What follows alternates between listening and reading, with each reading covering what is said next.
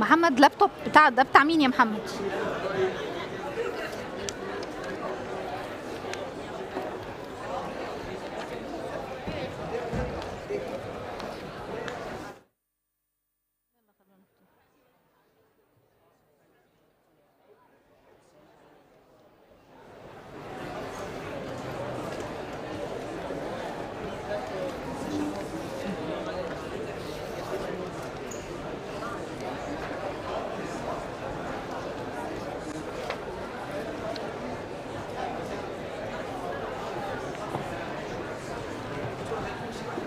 ايه؟ لا لا تشيلها؟ ماشي حاضر. يا محمد ممكن تخلي الموبايل معاك ولا اخليه معايا؟ اخليه معايا عشان لو في حاجة. تست تست تست تست جود. الدكتور تتكلمي كده بالدكتور. 1 2 3 سامع؟ طب بقول لك ايه، انا هسمع ازاي انا من الناس اصلا؟ احط هيدسيت؟ احط هيدسيت؟ ما انا مش هسمعهم كده. انت كده هتسمع نفسك وتسمع الناس.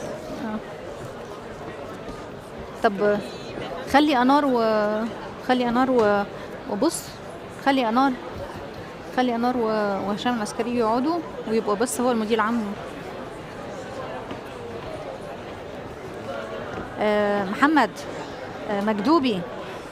مكدوبي هما اتنين بس.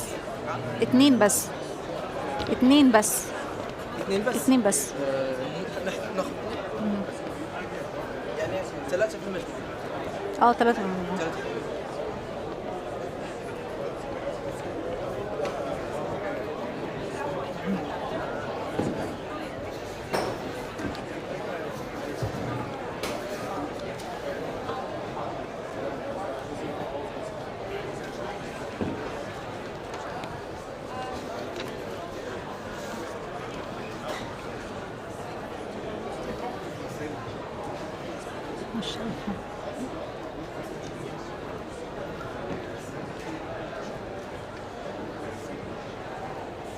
ماله؟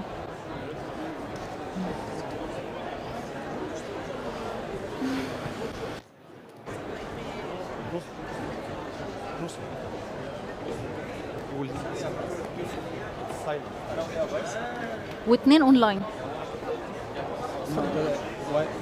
وايت شيلد. امين.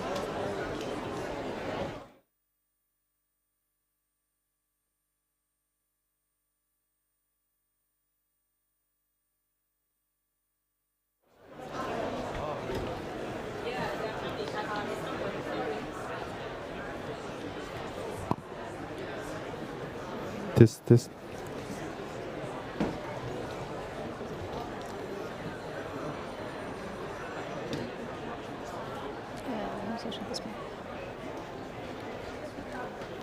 Hello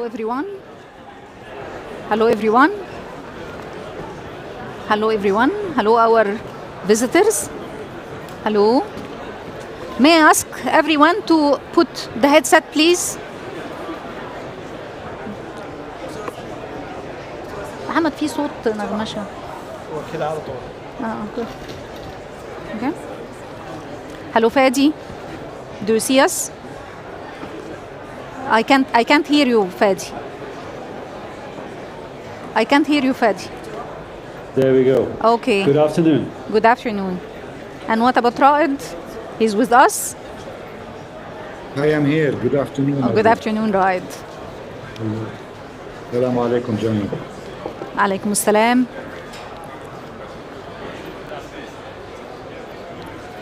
So, in the beginning, I would like to welcome all of you here at ICESCO booth at the Blue Zone at the COP29 at Baku, Azerbaijan. First of all, also I would like to welcome our esteemed guests who are here present with us, and online we have on the stage His Excellency Dr. Salim Al-Malik, the Director General of ICESCO. In addition, we have His Excellency Mr. Azar Bayrumov, the Director General of the OIC Labor Center. Welcome, Your Excellency. And online we have with us Mr. Fadi Farra, the Senior Partner and Director of Wild Shield. Hi, Mr. Fadi. In addition, we have Mr. Raed Safwadi, the Chief Economist of Wild Shield. Hello, everyone.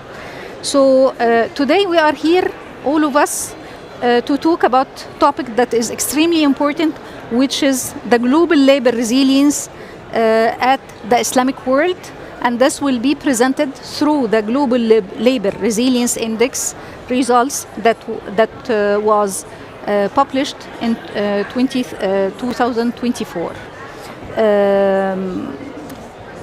First of all, we would like to explain what is resilience and why it is very important for us at the Islamic world and on a global level.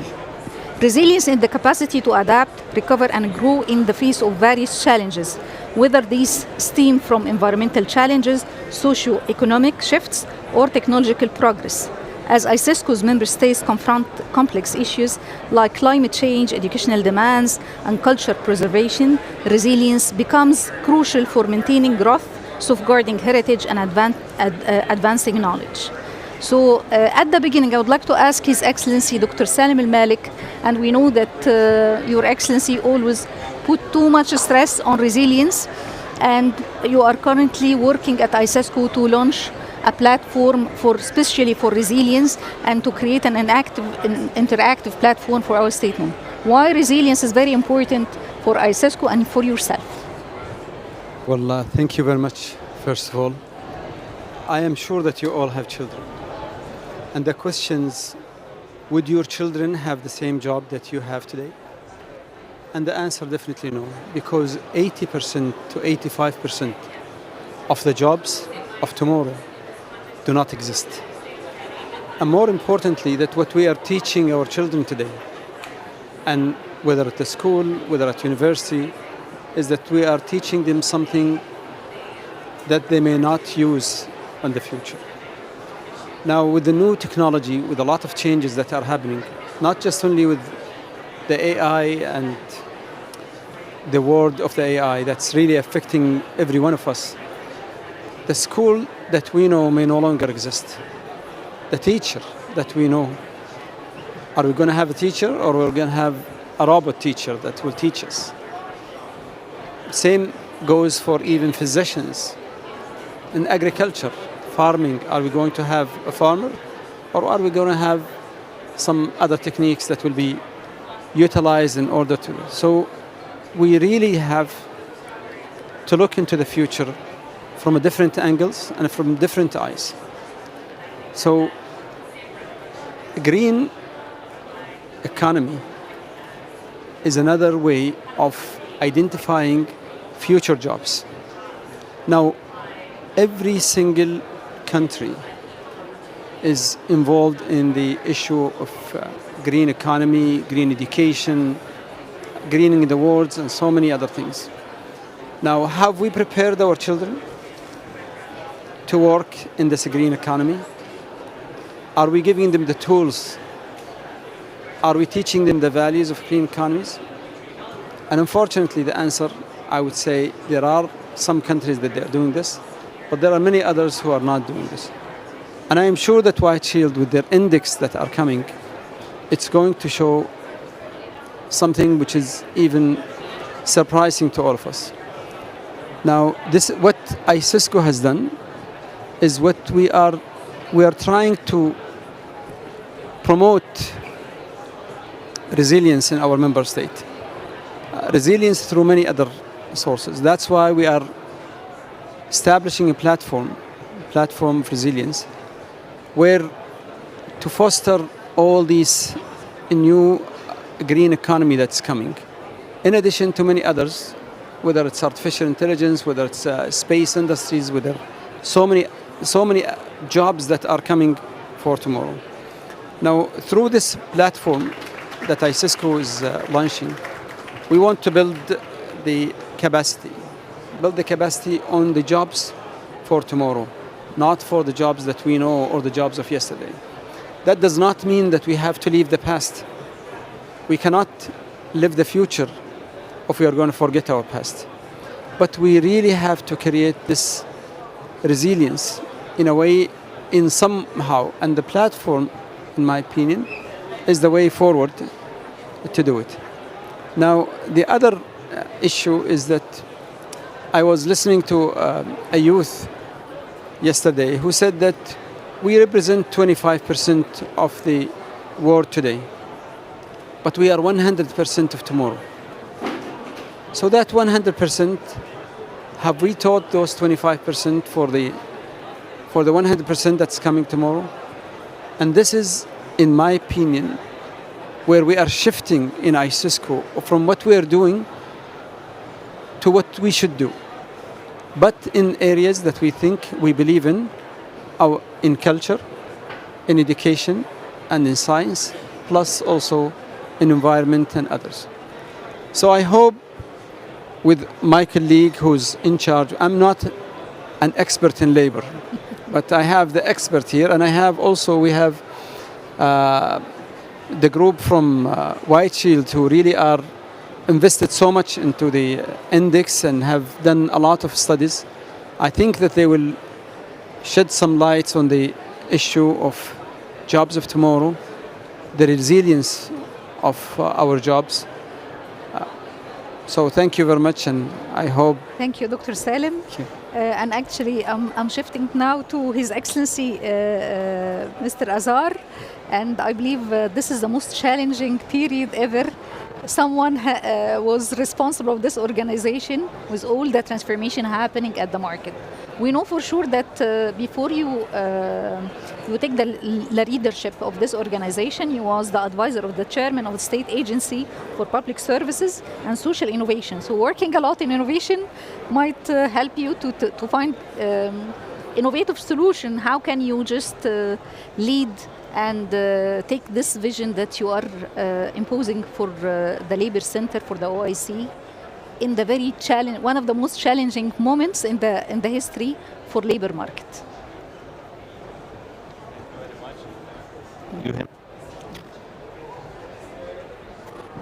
Al Malik. So, first of all, I would like to briefly inform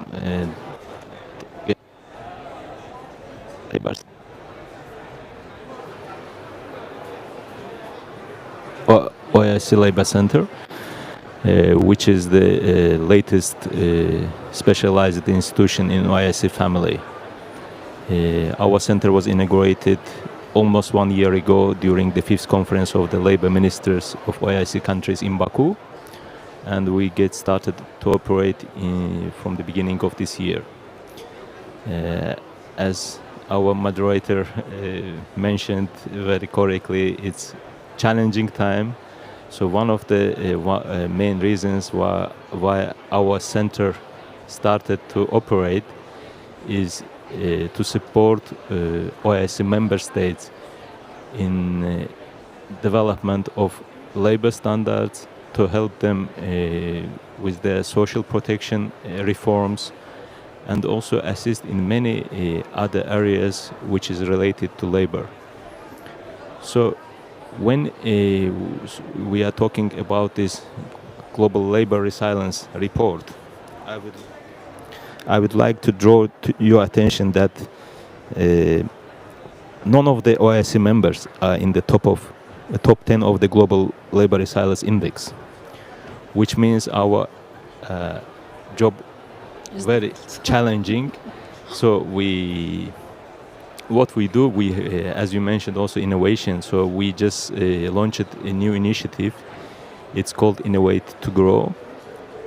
And this initiative, we will helping SMEs in OIC member countries to reskill, upskill, and skill their employees for the just transition period. So make sure that we don't left anyone behind. That the project will start. So initiative will start with first project, like let's say first phase, covering 3 countries: Azerbaijan, Turkey, and Uzbekistan. But in future, we are going to also cover other OIC member countries. So we think today many SMEs they need more trained, skilled employees, which, as Dr. Al-Malik said, which better fits to the today's job or future jobs. So we need to support them. It's challenging work, but we need to bring the new, let's say, we need to have to bring impact in to IC member countries and to make the to assist them in that transition. So also on the 18th of November, together with International Labour Organization and the Ministry of Labour and Social Protection of Azerbaijan, we are organizing here also in Blue Zone Green Jobs and Green Skills event, where all you also invited. And so one of the challenges which we discuss also how this transition period will be less harmless for countries, for their human capital, so they are more prepared for the transition. So when finally we reach net zero, then we don't left anyone behind us. Thank you, Your Excellency.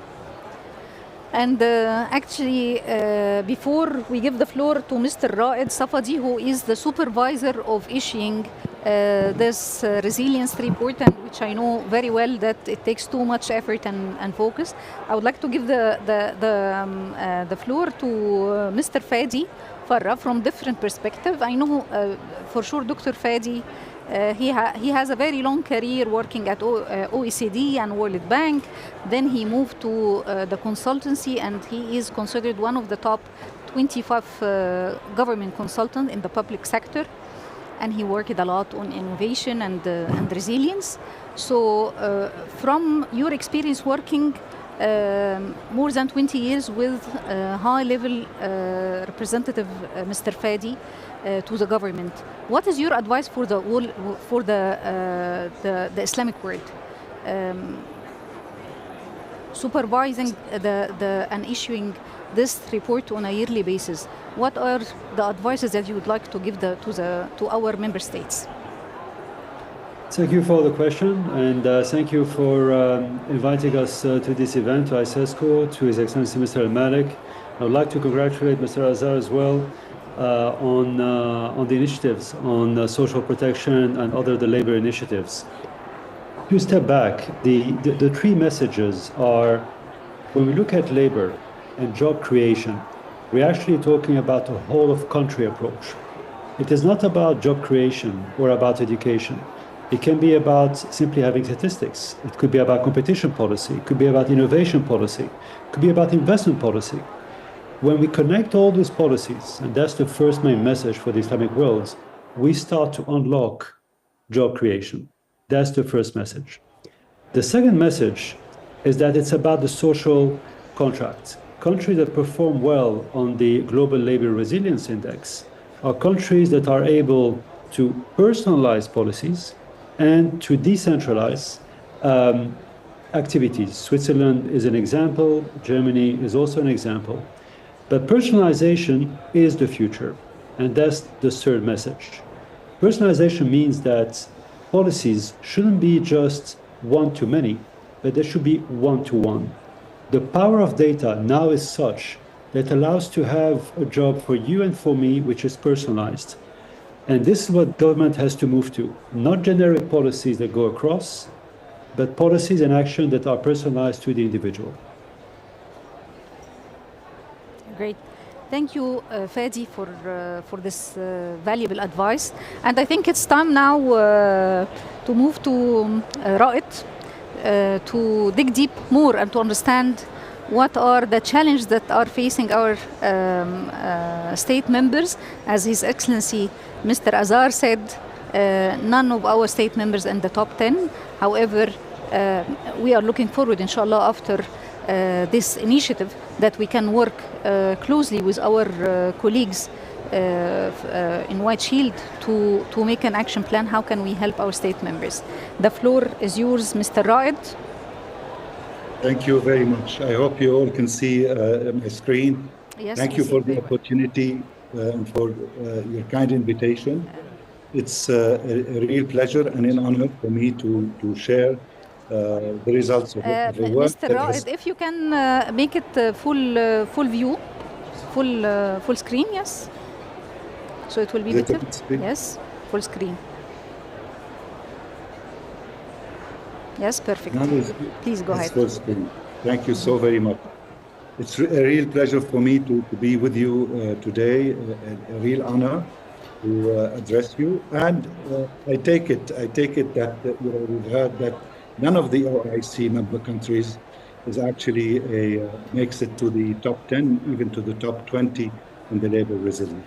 And that is something that can be corrected. Nothing is given in here.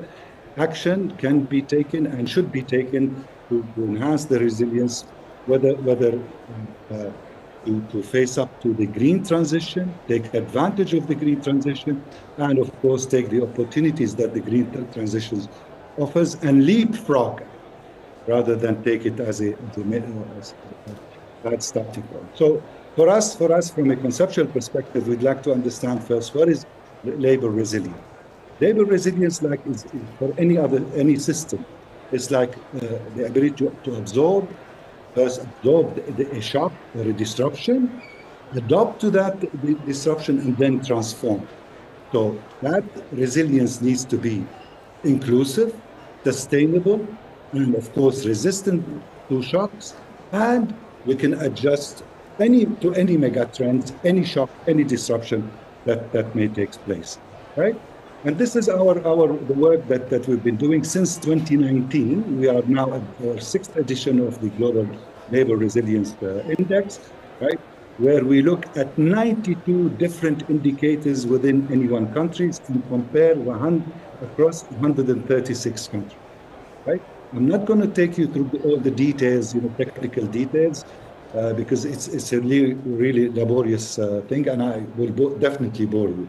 So suffice it to say that we capture things that are structural within an economy, and of course the cyclical elements that an economy will be subjected to. And this is a clear representation of the methodology, if you will, of the labor index that takes into account structural pillar. A structural pillar means all those variables, those parameters, those issues that cannot be changed within a short period of time. Those includes the country capabilities, of course, the demographics of the country and the state of economic development, the macroeconomic stability, vulnerability to trade, and the state of inequalities. You get it, understand that all of these factors, if we need to attend to them, they would take time for results to materialize. On the other hand, you have the cyclical factors, which are about all your abilities to absorb the shock or the disruption, adapt to it, then transform, and using all the institutional capabilities of any one country. And this is why we represent it in here as any shock in terms of the labor performance and the time it takes for any one country to recover. First is the absorption, then, as I said, the adaptation, and then the transformation. And all of these things, can be measured directly, and then, put into an index to have a relative comparisons. And more importantly, this exercise is not just about measuring resilience.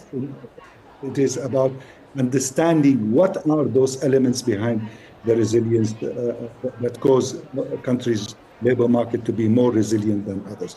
And here's a quick representation of the 10 top countries in terms of their labor resilience. It's no surprise that they are mostly European countries. Only Singapore is number 4 here, which is a non-European countries. And we'll understand now why, without going through too much details. I want to focus on Azerbaijan, since we are being hosted in Baku, which I should congratulate them for hosting COP29. and thank them for their hospitality and all that. So Azerbaijan now is ranked 57th across all the countries. And on the structural pillar, it's 81st. On the cyclical pillar, it's 51st. Now, what are the strengths and weaknesses that we can see, areas that can be improved? We know that substantial progress has been made in Azerbaijan in eliminating poverty, right? Reducing inequality, and introducing active labor market policies and eliminating discrimination in the labor markets. And we have witnessed a major improvements in the collaboration between the private and academia, private sector and academia, and the development of highly digital skills and critical thinking. And of course, this I would not be complete without looking into areas that can be improved, where we see that employment opportunities remain concentrated in low productivity sectors. This is due to the continuing predominance of the oil and gas sector in the economy, and therefore, you have employment in agriculture and trade that typically have low productivity, right? And there is still a relatively high labor market informality. But not everything is lost. We know what works and what doesn't work. And I know for a fact that the government of Azerbaijan is now engaged in a major program on the social protection front, on the employability front, on the women integration front, on the youth integration and the displaced people fronts, and all of these fronts. And that, I hope, in the 2025 edition of the Global Labor Resilience Index, Azerbaijan rank will be improved still further. So now, why do labor markets need to be resilient? Why are we talking about resilience of labor markets in COP29? Now, you know that each incremental rise in global warming actually results in escalating environmental crime. If you look all around the world, you'll see whether temperature rises will cause a Greenland ice sheet loss, or low altitude coral reefs in Asia, or a Sahel vegetation and West African monsoon greening, and all of these things, will be triggered in case we go. As the left-hand side corner would tell you, depending on how much higher temperature we will be seeing as a result of the global warming. And this is something that we know will affect labor markets. Why would they affect them? How would they affect them? First of all, those climate hazards will certainly disrupt business activities. They will cause damage to infrastructure. They will cause damage to physical health. They will displace workers. They will cause migrations. They will put stress on mental well-being. And of course, all these put together will end up destroying jobs and, of course, lower productivity. Now, the more important, equally important things is that, the climate change, as it happens, will affect different regions in different ways. In fact, it will affect it disproportionately. If you look at South Asia, floods, cyclones, and heat waves, will really affect South Asia in a disproportionate manner. The same will be for drought, lack of drinking water in sub-Saharan Africa. Again, some regions, disproportionately affected, and of course, some sectors will be disproportionately affected. These are energy, agriculture, and transport. In agriculture, we think about depressed yields of rice, wheat, maize, and other important crops. So you think, for those who are, reliant on oil, agriculture, tourism, and all of this, right? They will be disproportionately affected. Why? Because all of these sectors, will be directly impacted by climate change, by the rise in temperature. And more importantly, also equally importantly, sorry, I shouldn't characterize it as such, they will be affected, on top of it, those labor markets by climate adaptation and mitigation policies, that will push, to green technology, that will push to phase out brown jobs in favor of creating new jobs. And, in areas, some areas are more equipped than others, where you have skill gaps, in some areas and not others, and some workers will be left behind, including if you were to go for a retraining and reskilling activities, and the reconfiguration of supply chain. If you look down on the slide, you'll see how some countries will be disproportionately affected. How, and why do I list those variables in absentia of others? Because here the disparities become much, much more obvious. And the starting point is critical.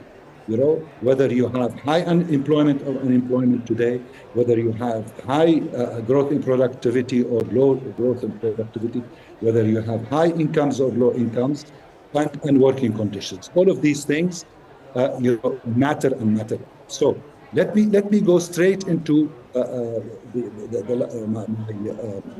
takeaways from all of this, right? The green transition, induces structural change, and that we need to take it into account. And it has a local angle that needs to be also taken into account. Local conditions matter and matter a lot. We have to be, climate change is a global phenomena, but the actions and the impacts and the consequences take place at the local level and local communities, and that needs to be taken into account, right? And I think I'm running out of time, so I'll leave it at that, and maybe keep the floor open for any questions. And thank you for your attention. And sorry if I No, thank you, Raed. Actually, the presentation was very interesting, full of information, and I see a lot of our attendees here. They are looking attentively to the screen, and I'm sure that we will have a lot of questions. Yes, I totally agree with everyone that maybe our state members are not one of the top 10, but being here today at Azerbaijan, it's a great hope and promise from our state members that they are willing and determined to be one of the top 10. And actually, we have to be very proud that for the first time, 3 consecutive times, 3 of our state members, they are organizing successfully and exceptionally the COP, starting from COP 27, COP 28, and COP 29, which a great commitment from the leadership of those state members and from the Islamic world. And of course, also having such great leaders who are leading 2 of the biggest OIC organizations, ICESCO or the Labor Center. And being here presenting this index, it's also have a very strong signal that we are very committed to take active part in it, and to provide all the support possible for our state members. Especially, some of our state members also depend on oil and gas economy, but they are the most people or the most countries who are very committed to transform into green economy. Before I give the floor back to His Excellency Salim Al-Malik and His Excellency Azar, may I just take from Fadi 3 quick wins if we would like to collaborate all of us together in order to ensure that the next year, that we'll have low-hanging fruits and the performance of our state members will be better. What are the 3 initiatives that we can launch before the end of this COP? And I know, Fadi, from your experience, you have been going through challenges because you have been working on the competitiveness of a lot of state members from this region. Thank you for the question. I think I will start with the job accelerator, a great experience from some of the Gulf countries. We, for example, helped the United Arab Emirates to create 114,000 jobs in less than 1 year, which is about 50% of the workforce. And how the job accelerator works, it's a 100-day where you put citizens, companies, universities, all the key players into a virtual room, And what you do is you look at the matching between one and the other. Now, there's no secrets. The job acceleration as the first quick win requires funding, of course, but it also requires a whole of country approach, as I mentioned earlier. This is the case of NAFIS in the UAE, and I think this is a case that could be replicated across the ICESCO countries. The second, and I think Mr. Malik mentioned the future of children initially, but there's one thing that works. There are many things that don't work out there, but there's one thing that works, which is this. When your children go on TikTok and Snapchat and all the social media, it actually works because it comes directly to you. The information is targeted. So when I was mentioning personalization, a quick win is to actually use this to target the job seekers, to improve unemployment.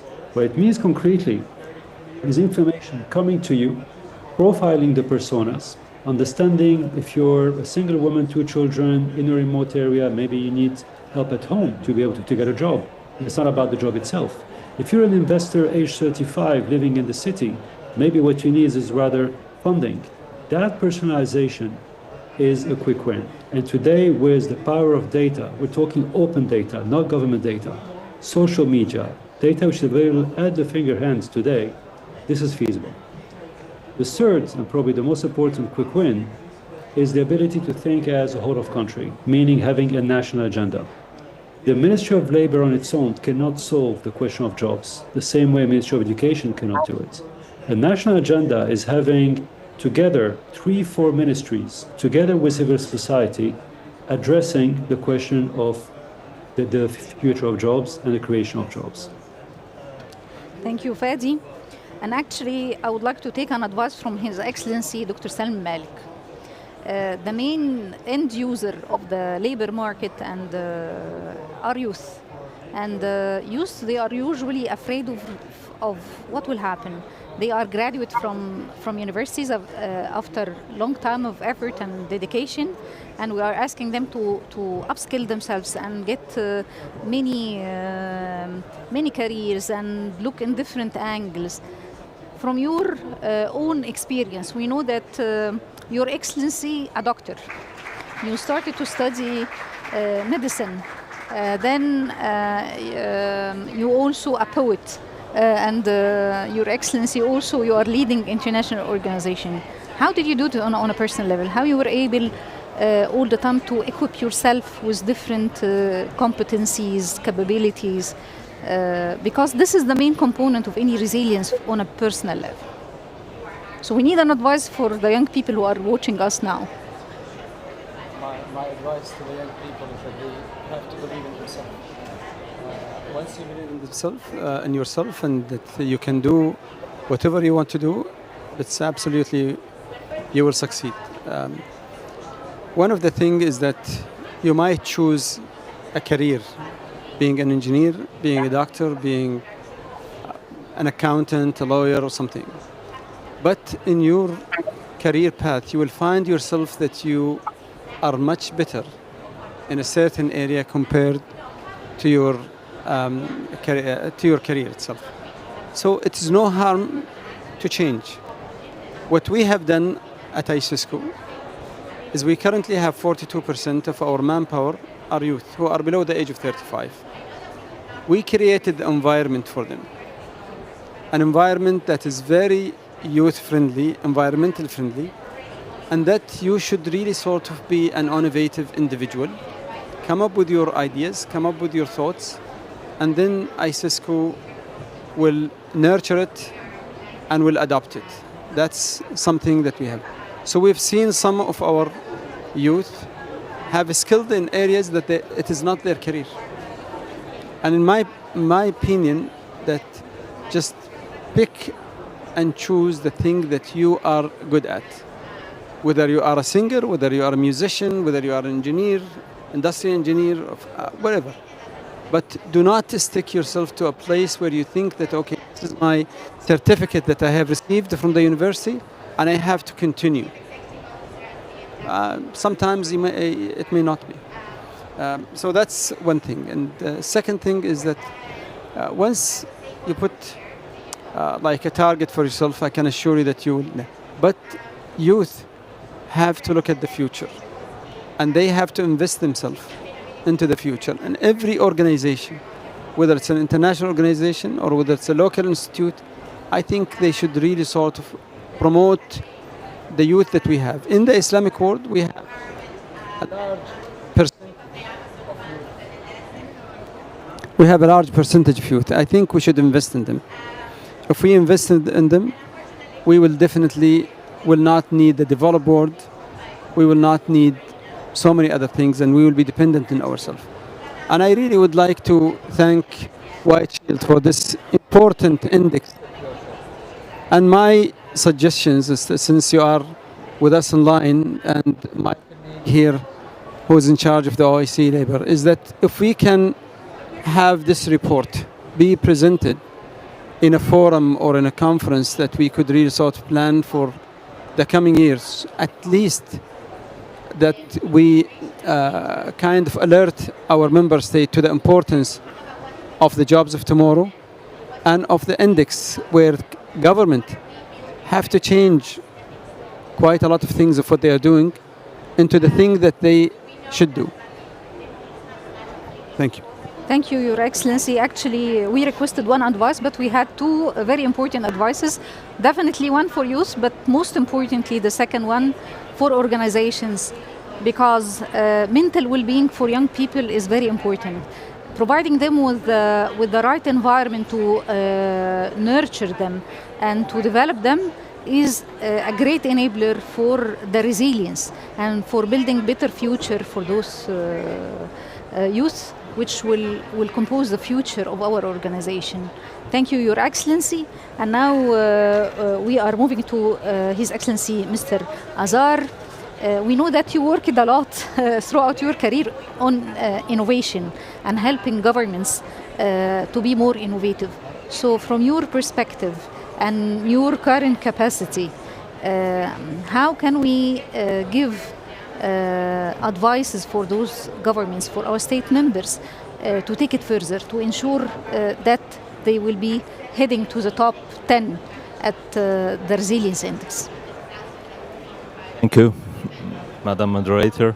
I thought the question related to youth will be followed with question related to women, but thanks, it didn't come. Because youth compose from both, and I know His Excellency is pro-women. Usually when we talk about vulnerable groups, there are young people and women. So I didn't want to appear very biased. No. But I have to say that our labor center now staffed 60% women and 40 men. So we have disadvantage. So gender is towards women, the gender balance. I think, as Dr. Malik also very rightfully mentioned, that many countries, they need to work today on their policies. I mean, there should be special policies which strengthening the just transition capacities of the young people, of the actually all employees in the country. So we are working with governments to help them how they can be better prepared for this transition. So we are in the process also finalizing the very interesting report which is about jobs and climate change in Central Asia and Azerbaijan. And this report will be followed. This is done together in cooperation with International Labour Organization. And the findings of this report will be followed with policy recommendations. And also we are going to pilot those recommendations into countries. Maybe it might be Azerbaijan and Uzbekistan or any other countries, but so there will be pilot of these policy recommendations. And I also support Dr. Al-Malik's idea to have a bigger forum where we can discuss with relevant representatives of the countries that report the index, how we can support those governments, and so to get more focus on the challenges I still believe that there are many members of IIC among IIC member states who can reach top 10. Of course. We have big potential, big economic potential, great human potential, and we can reach those tops. So I support this idea, so we can actually do that in partnership. Thank you very much. Most welcome. Do we have any questions or comments? Fadi, do you have any comments? We can you unmute? Can you unmute your mic? We can't hear you. You can't hear. Yeah, now we can hear you. All right, very good. Just would like to thank you for inviting us, and it will be with great pleasure to present the GLRI in a wider forum, but also there's a need to tailor some of the recommendations to the Islamic world countries. We'll be more than happy to do so, including, of course, for Azerbaijan. Inshallah. Let me take this opportunity to thank you for your invitation. We'll be more than happy to present it in any one of your forums and have an open discussion about the strength and the weaknesses that your membership currently has. Thank you, Raed. And before we close the session, we would like to give the floor to our attendees if anyone has any comment or question. Hamad, can we have mic here, please?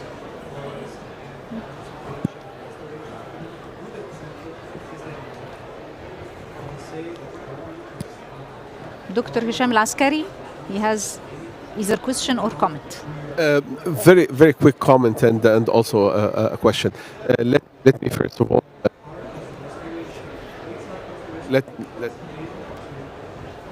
let me thank everybody for their great presentation, and specifically Mr. Raed for the amazing work on the resilience index, which opened a question for me as well. As a scientist with a background in Earth observations and climate science, I see the nature of the global nature of the problem, and I mean the word that I'm saying here. I don't mean global.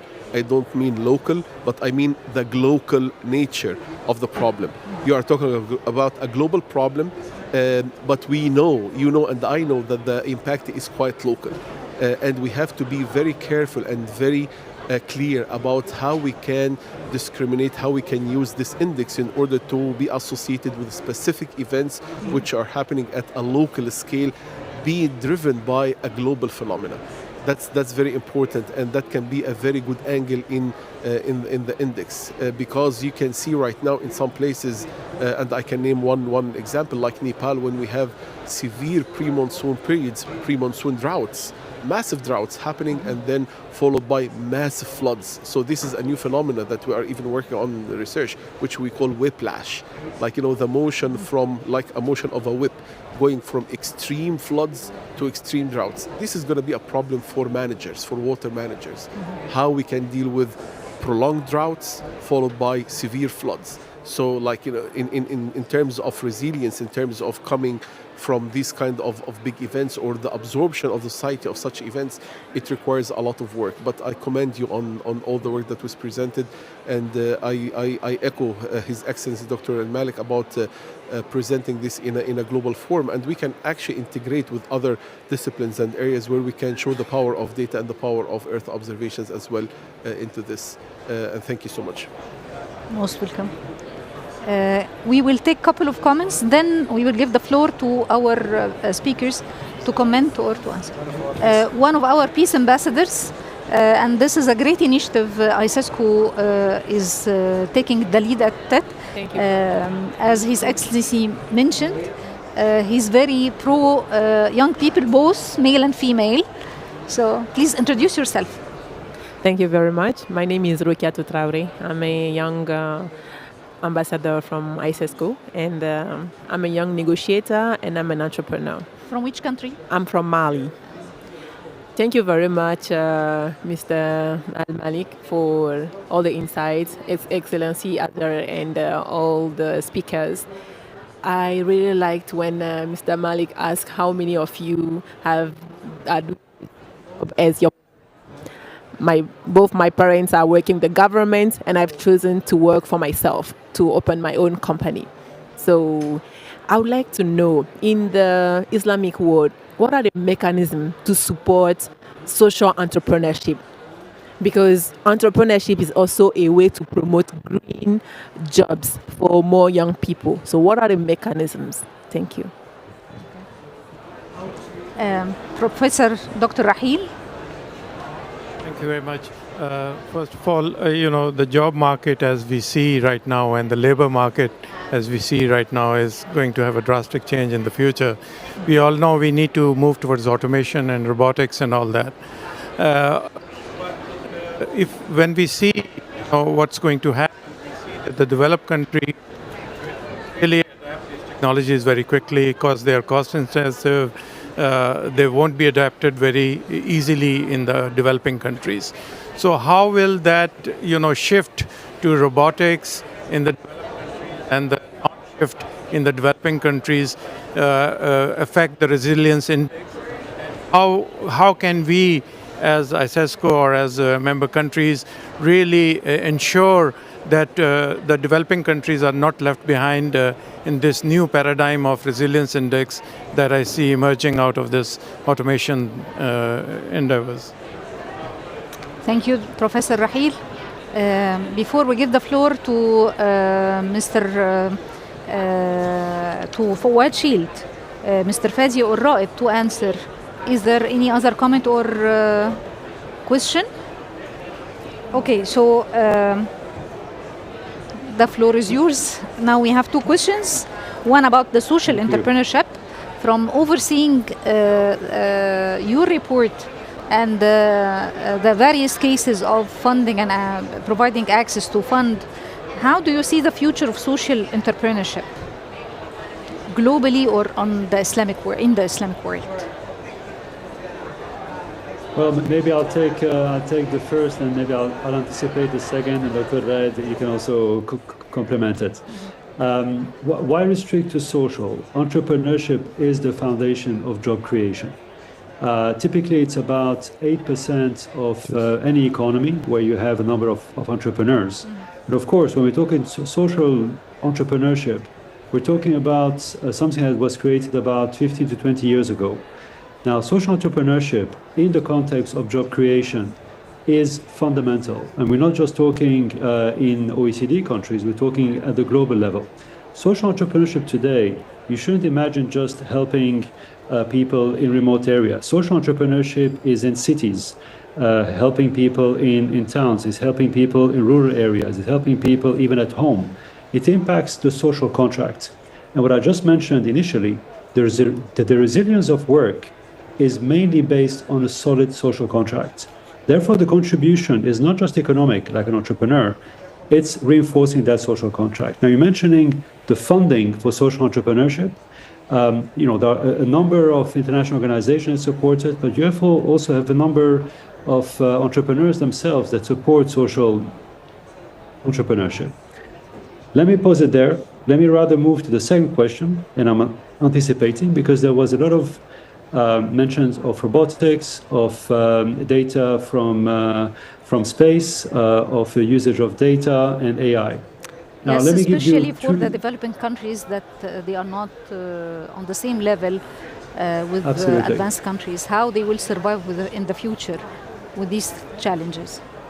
So this is actually an opportunity. We work with a number of developing countries that use, for example, where we use satellite images to identify where are, at the square meter and 100 square meter level, where is economic activity. And today, those images are available in the public domain. And you can identify through specific algorithms where this economic activity is. You do not need national statistics anymore. And it goes down to specific areas in cities at 100 square meter level. This allows you to identify where economic activity is and therefore where jobs should be created. And when you start matching this information, it gives you very accurate information. We're using this in a number of countries in Africa and in the Middle East. This is the power of data today. And again, it's available in the public domain. The second part, and I really want to insist on the question of robotics and the future. This study is overseen by Sir Christopher Pissarides, who's a Nobel Prize winner in economics. And I quote him, candles 100 years ago, when they got extinct and got replaced by electricity, it wasn't such an issue. When horses got replaced by cars, it wasn't such an issue. Today, the job replacements and therefore the Schumpeter created destruction is not such a challenge. It is an opportunity, be it for new jobs that will be created. As Mr. Malek was mentioning, about 80 to 85% of jobs do not yet exist and will be replaced, but also the integration of artificial intelligence in productivity that will allow, in effect, us humans to have more time to ourselves. It is an opportunity, it is not a constraint, and my main message, this information is available for free in the public domain. It just stays there to be used. And let me highlight this point exactly. The green transition and the technological innovation today, either one of them or both of them, need not be a new source of rising inequality across countries. This is a fundamental issue, right? But then, as they say, across the board, charity begins at home, right? So there is a lot to be done at the local level. And yes, indeed, one of your participants' question was focused on the local implications. Indeed, local implications. I mean, look at agriculture, sub-Saharan Africa, droughts, and lack of drinking water, right? What it will do to agriculture. Now, in the other part, living of tourism, with rising temperature, tourism will go down. With the shift to renewable, also transport will get more expensive. All of these things, they present challenges, but at the same time, they present opportunities. So long as we internalize this information and enact the right set of policies, and we have them.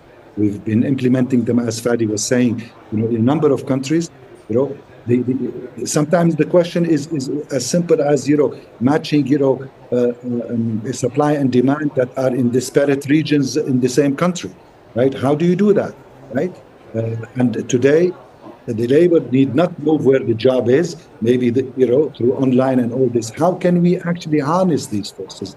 And these are the opportunities. We can wax eloquently about the challenges, but for me, at this stage, there's a lot of hope. And one hope, I know, for example, in the case of Azerbaijan, and the productivity conundrum, and for many organization of Islamic countries members, right? Productivity or growth in productivity is a challenge, and this is now an opportunity to actually leapfrog on the productivity front and hopefully catch up with the developed world. Thank you, Thank Raed. you so much. Thank you, Raed. I would like. I just want to add two things. Responding to your questions about the entrepreneurs, I try to avoid the words entrepreneurs, and I think it's a little bit old, but I am a strong believer on innovators. Mm-hmm. So believe in yourself to be innovative and try to come up with some innovative ideas on a yearly basis or on a weekly basis, whatever. And that's the way that you would really sort of build yourself to the future. Now, there is another fact, which is, I don't have the figures, but I have, not for the Islamic world, but I have it for the Gulf state. Gulf state have spent over the past 5 years $70 billion in building the infrastructure of information technology. Now you would say, wow, this is a lot of money, and they did. And they are very advanced now compared to many other countries. But the problem that we are facing is, did that expenditure on the infrastructure of information technology goes parallel with our education system? And the answer is no. We did not spend that much in the education system, the same as we spent on the infrastructure of information technology. If we have done in parallel, I think we would be way advanced as compared to many other countries. Thank you. Thank you, Your Excellency. Unfortunately, our session has to end, although the discussion just started. And as His Excellency mentioned, this has to be taken on a bigger platform where we will invite more stakeholders to discuss it. Of course, we have also a comment from His Excellency. That was very interesting session for myself as well. And coming to the question of young lady from Mali, there are a lot of institutions of Organization of Islamic Cooperation, and they have different programs which supporting social entrepreneurs. I think you need just to check the website or social network accounts to follow. We are also planning to have such a program for next year, so also please follow our social networks to get informed. And I think together all OIC member states through collaborative efforts will be able to turn challenges of the green transition into opportunity, prosperity for all our countries. Thank you. Thank you, Your Excellency. I would like to thank our friends at World Shield, and of course the great audience who attended this session with us, and definitely both Your Excellencies. And before I just give the closing statement to His Excellency, I would like to highlight the importance of accelerating green transition for ICESCO, and how His Excellency had a very wide vision regarding this specific topic. Our existence here as ICESCO represent this will and determination, and of course the wide scheme of ICESCO, starting from, as His Excellency mentioned, the importance of education and integrating this knowledge in the educational system of our state members. Of course, the very important part, which is culture, and how can we build the right culture that will nurture this educational system, in addition, of course, to the science and the human development. Thank you, Your Excellency, for focusing on this very important topic, the resilience of our state members, that became a daily topic, not only a luxury for the future, but something that we live with its consequences on a daily basis. And I would like to leave the floor for you for a closing statement. I really want to thank White Shield, Fadi and Raed for their outstanding comments, and definitely we will share the index that you came up with, the Resilient Index. I think it's quite important to share it with our member state, but I think the focus on coming up, having a forum discussing this is quite important. Also, my colleague, thank you very much for joining us. And I think one last thing, that the member state of ICESCO has a future, and the Islamic world has a future. We have a history, we have a legacy. I think it's coming back. Thank you, Your Excellency. And the way it's coming back with those young that we have, our youth. Thank you. And looking forward to interact with us on our social media and on our platform and on our website. And please follow ICESCO closing remarks by the end of this COP. And inshallah, we will take it to the COP16 also at Riyadh. And definitely the discussion will not stop. And your contribution is highly valued. Thank you.